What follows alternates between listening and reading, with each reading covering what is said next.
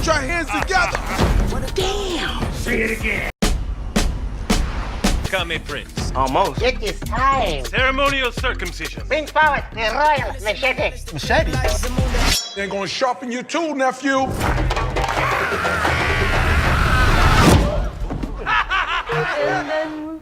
Dun, dun, dun, dun, dun. Hey, I'm coming to America. Guys, I'm laughing for a lot of reasons, and that's because I have quite a number of things to say about Coming to America Part 2. This has been like a long wait, especially since we got the first teaser about the fact that this movie is coming to us. But again, did it come to us doing justice from what we saw in the 1988 version? I really don't know, but I'm about to tell you everything I feel in this review. All you need to do is just make sure you jump on this, remember to like and subscribe, and let's get into it.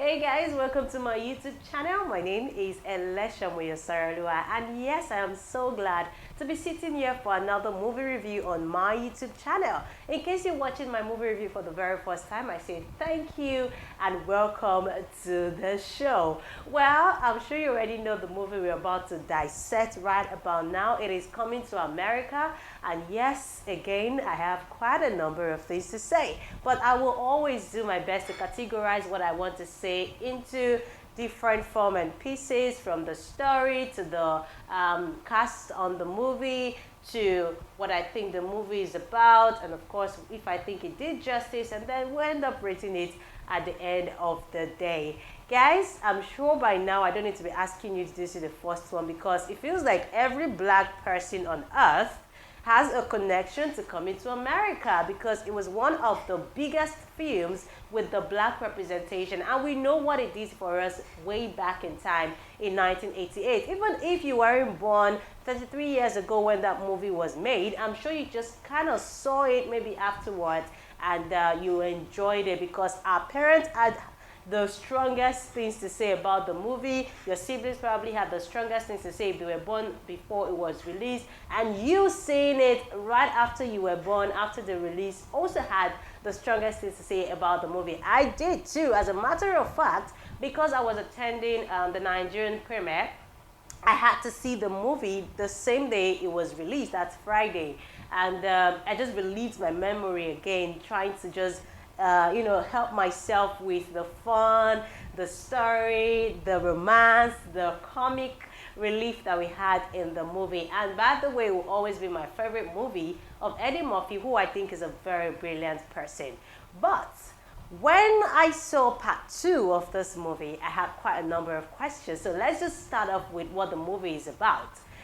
We know that Coming to America is a story of a prince, Prince Hakeem, set up in the Zamunda community in Africa, or Zamunda country in Africa, where we had quite a representation of rich culture, wealth, strength in the king, that's Hakim's father in part 1 and all that stuff. And then it was time for the prince to get married, and usually to marry a prince in the African setting, it comes with you being worthy, right? It's either you're getting married to him in line to seal what's it called now, bilateral relations with country, or they're getting him someone to marry because of friendship the father has with the community. In most cases, we often see girls already betrothed to a prince from childhood and all that stuff. That's likely some of the ways a prince get married in some of this community or this country in Africa. But again, in this case, just like every other case, we're supposed to marry to seal the bilateral relation with another country, another small country.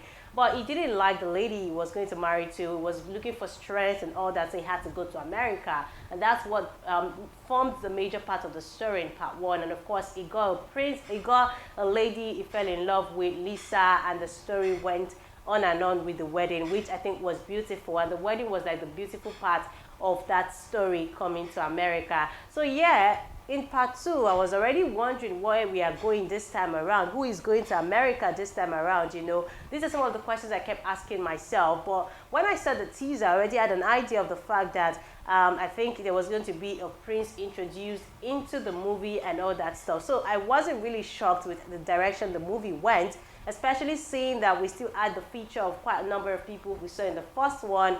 Let's talk about the cast right now as I also relate it to this part 2, I mean the story for part 2. So yeah, in this particular one, we will still add Eddie Murphy as Prince or King Akeem, because he was Prince in the initial stage and became King after his father died in part 2. So he also played more than one character like we saw in the part 1. It was he also played the soul singer. I remember that guy. He featured, I think at the end of the movie. He also played the local barber and saw the Jewish barber shop customer.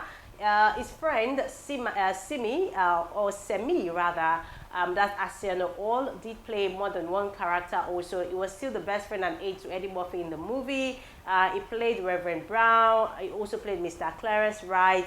Right hand Baba Morris and Baba a witch doctor. Remember that witch doctor? Yeah. We had Jeremy Fowler, who was Lavelle Johnson, Akeem's and Mary's son. Leslie Jones was also in the movie as Mary Johnson, Lavelle's mother. We had Tracy Morgan as Rem Johnson, Lavelle's uncle and Mary's brother. Kiki Lane was in it as Princess Mecca Joffa. Akeem and Lisa's first daughter, who I think is beautiful, by the way.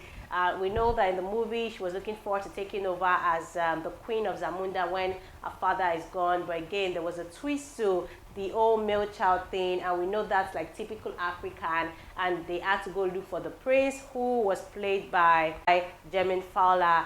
Yeah, well, we also had quite a number of other people. There was Queen Lisa Joffa, Sharon Eddy, there was Wesley Snipes, who played General Easy, and I think maybe that might just be one of my favorite characters in this part too. We had Tiana Taylor, Boboto Izzy, who is General Izzy's daughter, and I think she has an amazing body.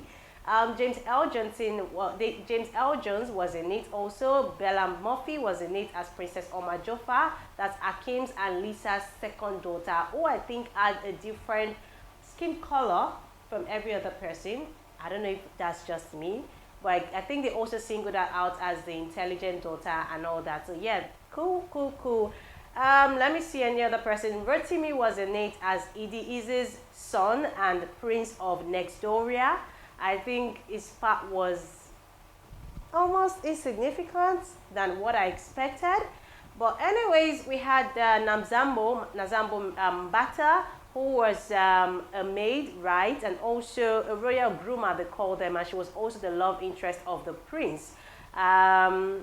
Let me see, there was Trevor Noir. I saw Trevor Noir at some point. Davido was in it, and Burna Boy also had a representation of music. Basically, those are the people in the movie this time around. I think one of the persons who is no longer with us, from what I read, was Akeem's mother in part 1. I think she died sometime in 1995. I think that's the only person who I didn't see in this one. But again, interesting to see the cast come together. It felt like a reunion for them, and most parts of the movie actually felt like a reunion, and that's why I think for some reason the energy I was expecting to see, I didn't see it. But then I wasn't expecting to see the same energy as the part 1, because again, these guys are no longer as young as they used to be when the 1988 version was made.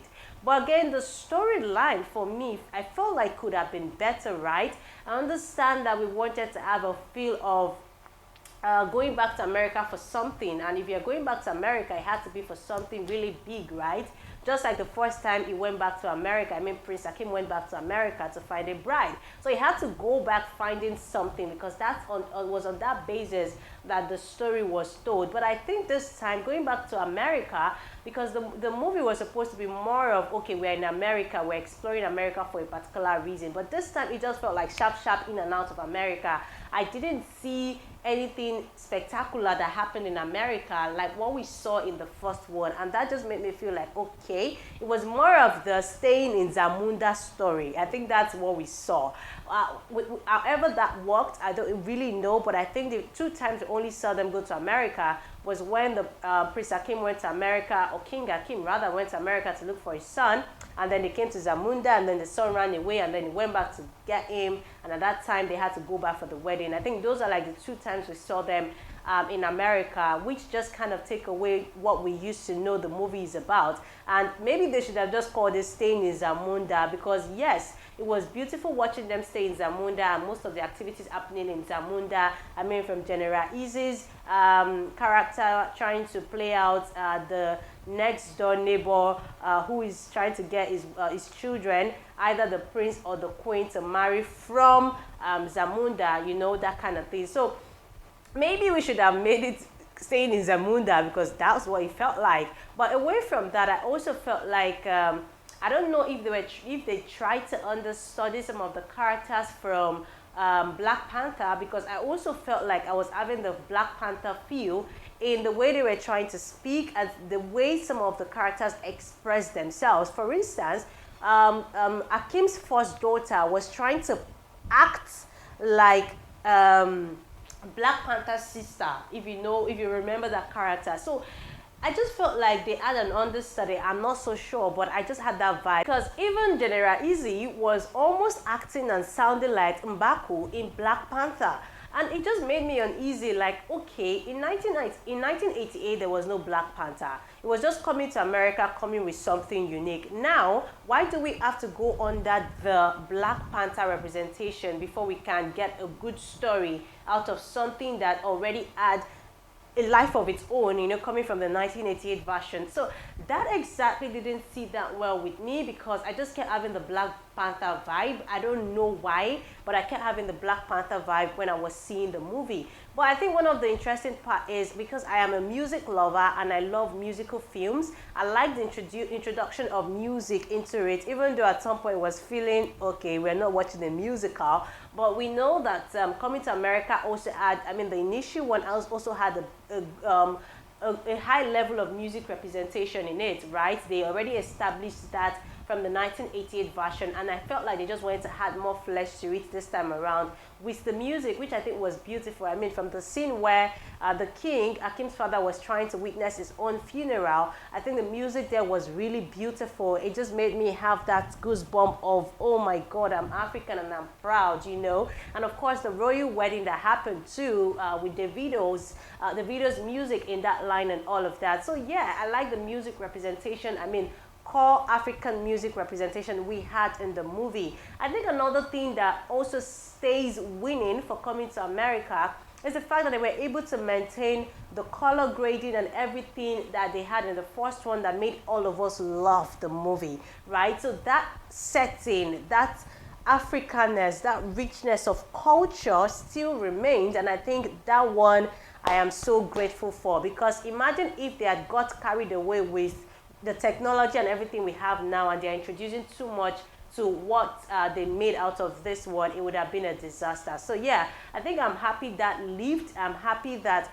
we still have that culture, that richness. I mean, the outfit, the setting, everything just had that perfect mood. The animals, it was just really beautiful to watch those things come to play again in representation of the African culture and African setting. So that worked for me just like the first time. What else worked for me? Again, I felt like the comic relief this time didn't work for me. The first one had a very natural flow to it, I mean, when it comes to the comic relief.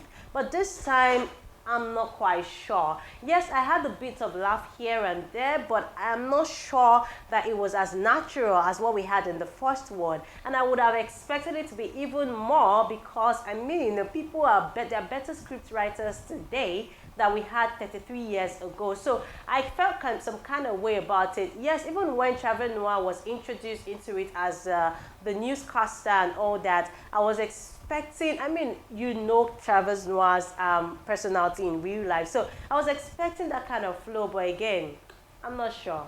I'm not so sure. So generally, it was like a bit here and there. And again, I was expecting the whole American vibe to it because it's coming to America after all, but that wasn't exactly there. And it just, I don't know, it just kind of made me feel like the sequel, is it worth it at the end of the day?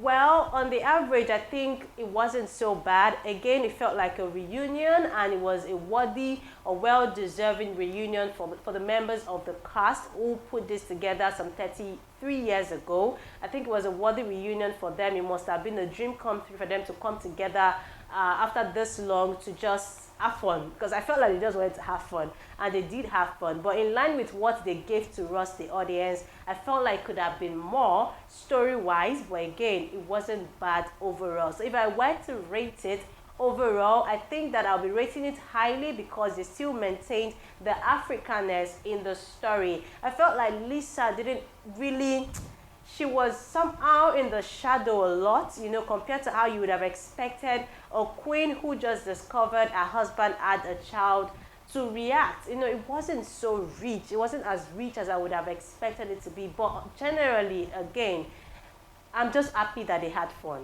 right? I'm just really happy they have fun. So I'm going to rate it a 6/10 because of the richness and color, African representation and all of that. The character representation, I didn't exactly like some of them because I felt they were hiding under the Black Panther shadow.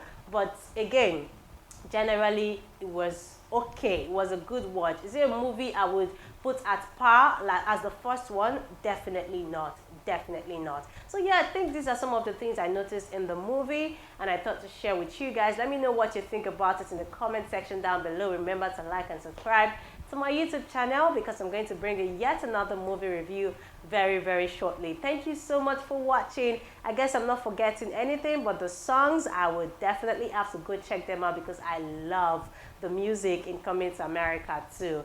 Till next time when I come your way, don't forget to like and subscribe. Goodbye.